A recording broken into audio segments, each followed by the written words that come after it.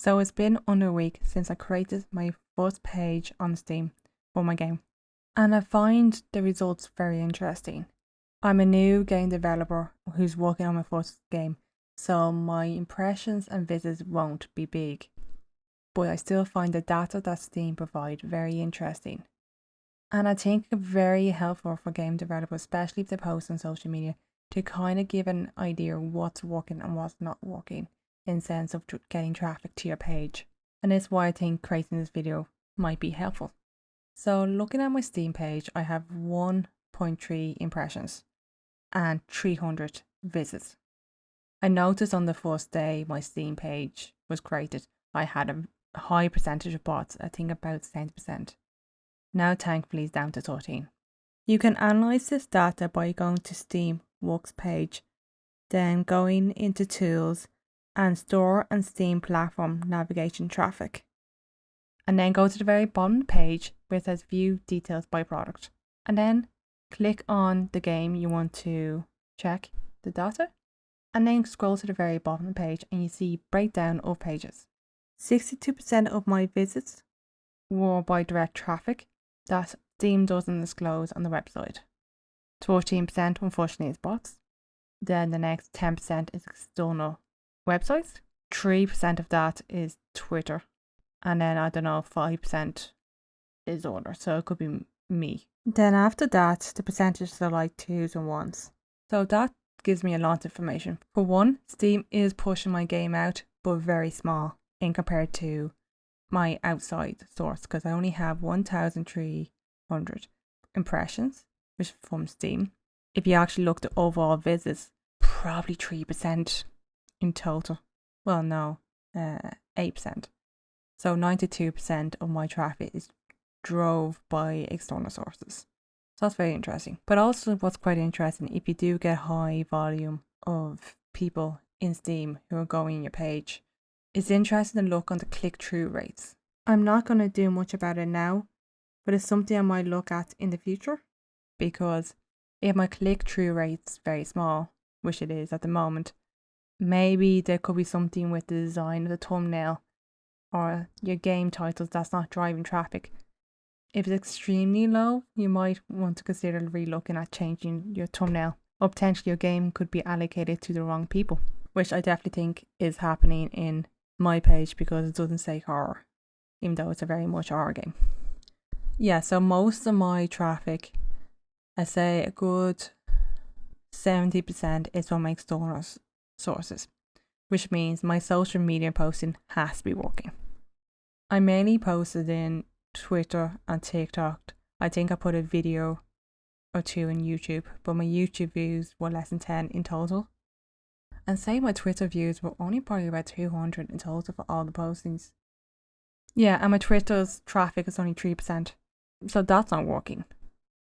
So I say a big chunk of my visits is through TikTok, because I think overall my views in TikTok I probably got 4,000 in maybe 3 video posts, 3 or 4. So I say TikTok is actually the one driving my traffic, which is very interesting because I have little or no engagement. So looking at your external traffic can tell you if your traffic is coming from an external source, which is helpful. Also, another thing that could be very helpful is looking at the graph that shows the views that happen during time, like on specific days. With that information, why not do a test out to see what social media is working and what one you should focus on most of the time, because it is daunting to do so many. So I would look at the graph and if maybe do a test, maybe Monday and Wednesday you do TikTok, and then Tuesday and Thursday you do Twitter, and you post content advertising game. And then come back to this chart, and the chart should give you an idea of what is working, because let's say you find the traffic is a lot higher on the days you're doing TikToks than Twitter, then you know that's working.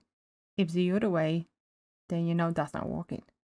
By posting on social media on specific days, it can help you understand what social media is getting traffic to your page. So that's very helpful information.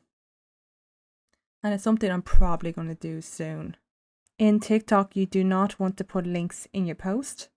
You also do not want to add words where it's like wish list my game, play my game, buy my game, or along those lines, because TikTok will shadow ban you, which means it won't put your video to For You page, which means only the people who follow you can see your posts, so you waste your time.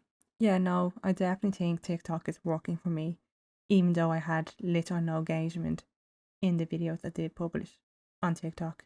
Some things drive my traffic, and it's definitely not Steam, and Twitter is a small percentage. So my other guess is TikTok. So yeah, I do think looking at this data, trying to gauge where your traffic is coming from, and maybe do tests on social media, post on certain days, and then look at the traffic and see what's drawing, what days you're getting high visits. You can also do maybe different types of social media postings. That should help you understand what social media is working.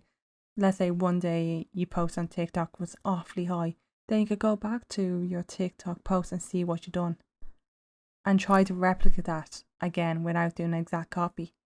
Posting on specific days on those social media platforms and coming to Steam to see where's your high points of visits, and then look at your videos, see what you've done those days to get that high amount of visits, and try to replicate it. It should help you a lot. So I do find that Steam page very helpful. I say it definitely helped me in time when I do start to properly analyze it. But I found it very interesting, the amount of information they did provide. Also, another information I thought was very interesting. One of the game developers that I do follow, he did mention that you want to localize your game in different languages so you could get more people who can play your game. And this can help Steam push your game out more, which makes sense. It does tell you on the countries have the most visits. Outside your Google search seeing what's the top spoken languages, you can use the Steam page to see what countries you are getting visits for. So then you might want to look at that when you're picking your top languages to use for localization. So, because I find very interesting was Russia is actually probably my second highest visit to my page. So I would never think about that language might be the most beneficial to use. But also, if you do go localization route, you want to see what's the top spoken languages and do a bit of research and kind of see top spoken languages, top countries that play Steam be more priority than looking at your traffic. But looking at your traffic to see what your top countries visits can also give you an additional indicator of what languages to use. I hope you found this video helpful, and hopefully I do want to mention that I actually did write a short book on how to set up a YouTube channel for gaming and game development. It's basically just giving details on how to set up, what equipment to use, etc. If you're interested in buying it, the link's in the description below. If you found this video helpful, please follow me. If there's a like, give it a like also. It will help me out dramatically. Thank you for listening, and I hope you have a good day.